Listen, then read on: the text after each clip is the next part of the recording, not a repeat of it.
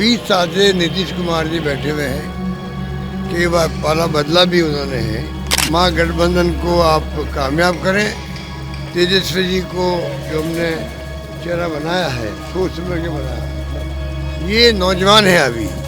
राहुल जी भी आएंगे, प्रियंका जी भी आएंगी, दौरे होंगे शानदार। नमस्कार, आप लाइव सिटीज देख रहे हैं। आपके साथ मैं हूं वसीम खान। देखिए, अभी अभी अशोक गहलोत ने बड़ा बयान दे दिया है, वह भी मुख्यमंत्री नीतीश कुमार को लेकर। देखिए, अशोक गहलोत जो कि कांग्रेस के वरिष्ठ नेता हैं, राजस्थान के पूर्व मुख्यमंत्री अशोक गहलोत ने कहा है कि बार बार इधर से उधर कर मुख्यमंत्री नीतीश कुमार ने अपनी छवि खराब कर ली, और छवि तो ऐसी खराब की कि जो इंसान पीएम उम्मीदवार का दावेदार था, अब मुख्यमंत्री बनने के योग भी नहीं रहा। देखिए, अशोक गहलोत ने बड़ा बयान दिया है, और चुनावी रण, जहां चुनावी मैदान में पहलवान पसीना बहा रहे हैं, वहीं अब बड़े बड़े नेता बिहार लैंड कर रहे हैं। इसी बीच अशोक गहलोत ने क्या कुछ कहा है मुख्यमंत्री नीतीश कुमार पर। पारा हाई है अशोक गहलोत का। सबसे पहले आप अशोक गहलोत को सुनिए।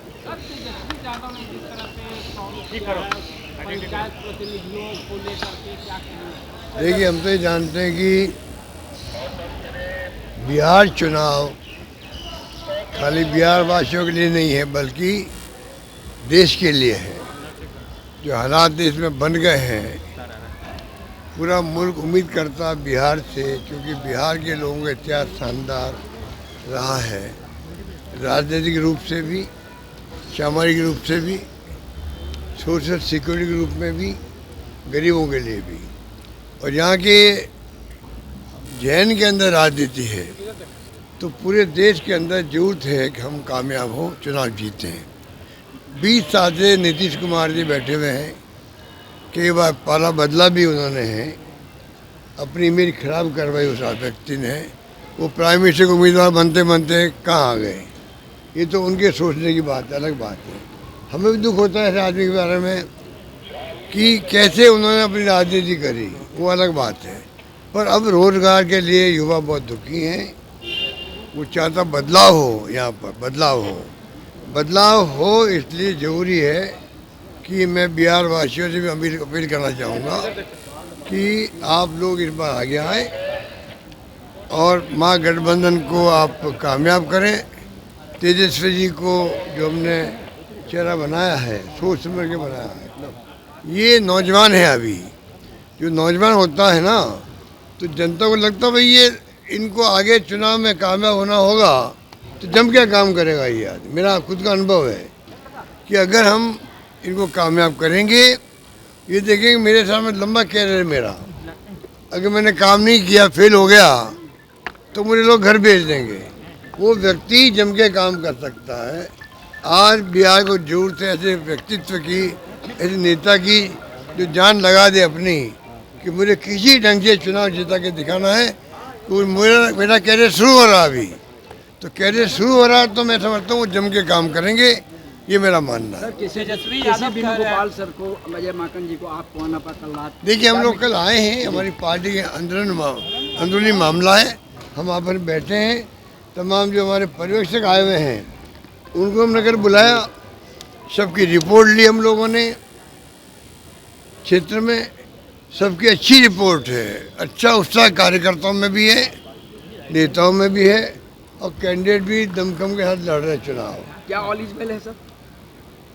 मैंने कांग्रेस में जिस तरह से लोग आरोप लगा रहे थे कि टिकट दिया गया, उतना कौन से आरोप लगा रहे हैं?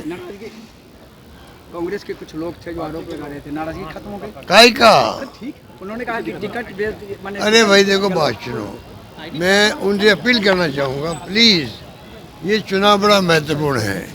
हम सब सच्चे कांग्रेसी हैं। हमें इस बात का ध्यान रखना चाहिए। अभी ऐसी कोई बात नहीं बोले गुस्से के अंदर। होता स्वाभाविक होता गुस्सा, टिकट नहीं मिलता स्वाभाविक गुस्सा आ जाता है। हम ऐसे वक्त में संयम रखें, पार्टी का इंटरेस्ट सर्वोपरि रखें, और पार्टी का इंटरेस्ट के साथ जुड़ा हुआ देश का इंटरेस्ट। मेरा व्यक्तिगत मानना है, इस देश को जरूरत कांग्रेस की है, विचारधारा की है उसकी। और मेरा मानना है कि इसे कांग्रेस पार्टी जो फैसला करती है, अभी तमाम कार्यकर्ता, तमाम नेता लोग मिलकर के साथ दें।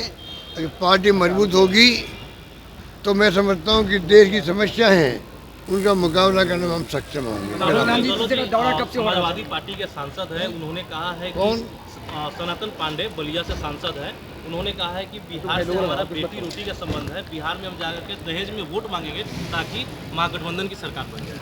अब वो तो पता नहीं क्या बोले, मुझे पता नहीं भैया, किस संदर्भ में बोले मैं कैसे कह सकता हूँ आपको, आप उन्हीं से ये बात पूछ लो। राहुल गांधी प्रियंका गांधी का दौरा कब से हो रहा है? बिल्कुल दौरे बहुत जल्दी से हो रहे हैं।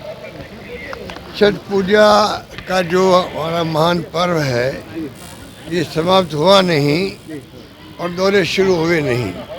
राहुल जी भी आएंगे, प्रियंका जी भी आएंगी, दौरे होंगे। शानदार रेस्पॉन्स शानदार है पब्लिक का, पब्लिक इंतजार कर रही राहुल गांधी का भी, प्रियंका जी का भी, खड़गे साहब का भी। यात्रा निकली थी, बहुत शानदार निकली थी राहुल जी की, वो आप सबको मालूम है। लोग इंतजार कर रहे हैं उनका।